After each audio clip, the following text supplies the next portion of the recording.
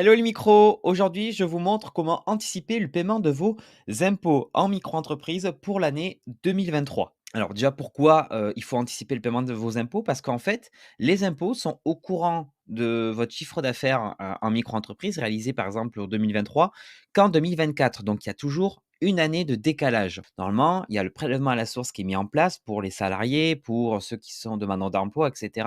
Par contre, en micro-entreprise, quand vous déclarez votre chiffre d'affaires à l'URSSAF et les impôts, ils sont pas copains de classe, ils vont pas tous raconter. Donc en fait, les impôts sont au courant de votre chiffre d'affaires réalisé en 2023 uniquement quand vous faites votre déclaration de revenus 2024 sur votre chiffre d'affaires de 2023. Donc qu'est-ce qui va se passer? En fait, tout 2023, si vous avez créé votre micro-entreprise en 2023 ou si vous la créez en 2000, ou si vous l'avez créée en 2022, beh, tout 2023, vous n'avez pas payé d'impôts sur votre micro-entreprise parce qu'ils sont au courant uniquement qu'en 2024 de votre chiffre d'affaires de 2023. Ce qui va se passer, c'est qu'en 2024, quand vous allez faire votre déclaration de revenus, ils vont vous dire: «Bon, ben allez, vous nous devez tant d'impôts parce que toute l'année, vous n'avez pas payé d'impôts.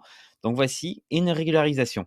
Pour éviter ça, il va falloir anticiper et prévenir les impôts en disant: «Pour 2023, je pense faire tant de chiffre d'affaires». Alors c'est valable pour ceux qui veulent créer une micro-entreprise en 2023 ou si vous l'avez créé en 2022 ou même avant, peu importe, et que vous avez par exemple, une estimation de votre chiffre d'affaires que vous allez faire en 2023. Alors c'est une estimation. Je vais vous montrer comment ça se passe. Alors déjà, il faut vous rendre sur l'espace particulier impôts.gouv.fr. Une fois que vous êtes dessus, vous allez dans la partie «Gérer mon prélèvement à la source». Je clique dessus. Ça charge. J'arrive sur une partie, hop, j'arrive sur une partie, de votre situation et certains, vous aurez peut-être des acomptes parce que, si vous avez plus de 2 ans d'activité, ils ont pris une certaine base, ils ont pris la base, la dernière base de chiffre d'affaires qu'ils connaissaient. Donc par exemple, pour certains qui ont créé avant 2022, ils vont prendre la base de chiffre d'affaires de 2021 pour calculer vos acomptes de 2023. Donc, ce que vous vous occupez pas des acomptes, vous allez dans «Actualiser suite à une hausse ou une baisse de vos revenus»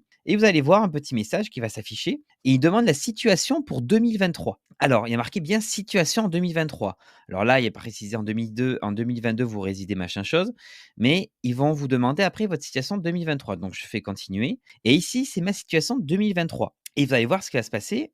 Il y a ici demander les revenus 2023. Donc, par exemple, là, je vais moi faire comme si je faisais une déclaration d'impôt. C'est en gros comme si je faisais la déclaration d'impôt de 2024 sur mes revenus 2023. Donc, si vous ne savez pas quelle case remplir, j'ai fait un article dessus qui explique les différentes cases en fonction de votre catégorie d'activité. Mais par exemple, moi qui fais du conseil en micro-entreprise, j'ai la case 5HQ. Donc je vais dire, ben moi je pense faire, je sais pas moi, 60 000 € de chiffre d'affaires en 2023. Qu'est-ce qui va se passer? Je vais valider ma saisie.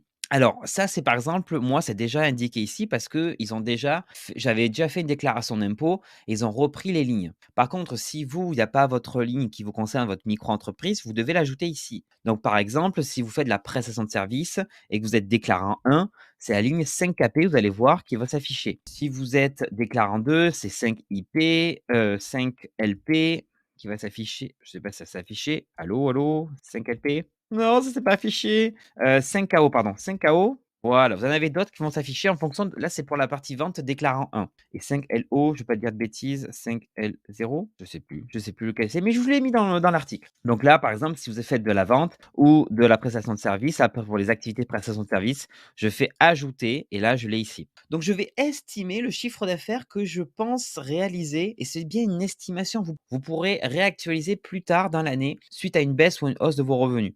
Donc là, par exemple, je vais faire 60 000. Je vais faire valider ma saisie. Est-ce que vous voulez valider? Je dis oui. Et là, ils vont dire attention, à partir de janvier, je vais être imposé à 14,7% jusqu'au 31 décembre 2023. Je paierai 485 € d'acompte mensuel. Vous allez me dire, c'est énorme. Mais le truc, c'est que si j'avais rien dit, pendant toute l'année 2023, je vais rien payer d'impôts. Et en 2024, ils vont me dire, pour 2023, vous nous devez 485 multiplié par 12. Et là, ça fait très mal la régularisation. Donc là, en faisant ça, j'anticipe et je dis aux impôts, bonjour, voilà, je souhaite directement payer mes impôts, les étaler sur tout le long de l'année. Donc cette démarche, il vaut mieux le faire le plus tôt dans l'année, janvier, février, mars. Si vous le faites en juillet ou août, c'est pas grave. Il vaut mieux le faire le plus tôt possible. Évitez de le faire en novembre ou en décembre, mais là, comme on est en décembre 2022 pour au moment où je tourne la vidéo pour janvier 2023, ça, c'est encore possible. Donc là, vous le faites et après vous faites confirmer l'actualisation de mon prélèvement à la source. Alors moi, je ne vais pas le faire parce que normalement, l'année prochaine, je suis au versement libératoire, donc ça sert à rien. D'ailleurs, pour ceux qui ont le versement libératoire, cette démarche-là, elle est très importante aussi à faire. Imaginons que vous avez le versement libératoire en 2023 et que vous avez des acomptes, alors je vais annuler ici, vous avez des acomptes, mensuels.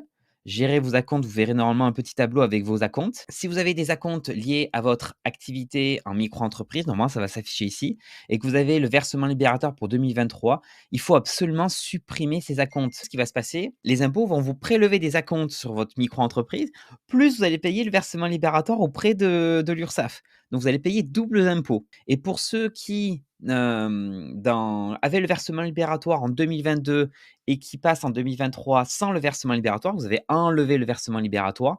Cette démarche, elle est très importante parce que pareil, ils ne savent pas les revenus que vous allez réaliser.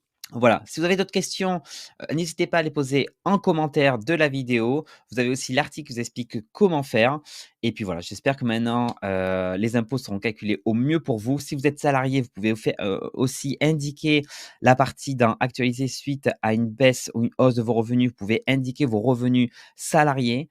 En gros, plus vous aurez d'informations qui seront indiquées, mieux vos impôts de 2023 seront calculés. Je vous remercie à tous et je vous dis à très bientôt pour une nouvelle vidéo. Vous pourrez refaire une hausse ou une, pour vous